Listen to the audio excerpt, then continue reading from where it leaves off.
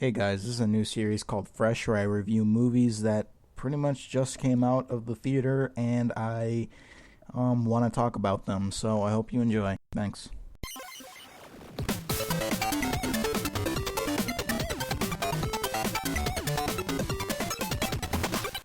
Fresh is about a movie about Chris. He's the black guy who goes to his white girl's parents' house, and he ends up figuring out that white people were the devil, dude. You know what I'm saying? No, all right. So, Chris. This movie is about Chris, our main character. Chris, he's a cool guy.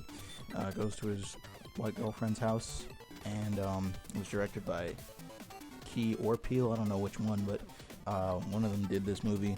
And basically, Chris goes to his girlfriend's house. Everything seems relatively normal at first, and he realizes all the servants are black, and he's like, wait a minute, this looks a little racy. And then he asks questions and stuff, and then he gets hypnotized because he has a smoking habit. And then the rest of the movie goes from there. Really, really liked this movie. It was pretty much a horror comedy. I really liked it because it didn't really take itself too seriously. There was always points where it tried to be scary, but then it ended up just being weird enough to the point where you could laugh at it. And it's just like, okay, they're having fun with this, right? But I thought it was a really good movie. The music was pretty good in this. The acting was really believable. The plot was honestly a lot simpler than I thought, and it honestly touched boundaries that I didn't think it was going to do. I thought it was just going to be a straightforward pandering to people, but it was a pretty good movie.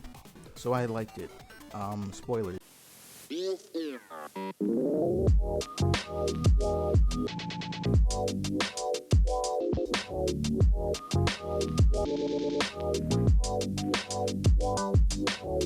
So, basically, the whole thing is that this family likes to hypnotize, well, not necessarily black people, but most of the time black people, because people want to be something that they don't want to be.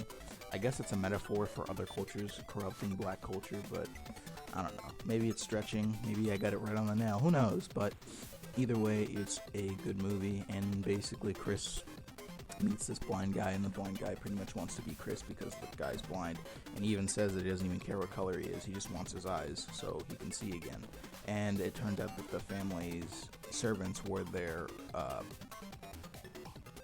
grandparents. And then Chris goes on a killing spree because he's like, fuck white people. And then that's the end of the movie.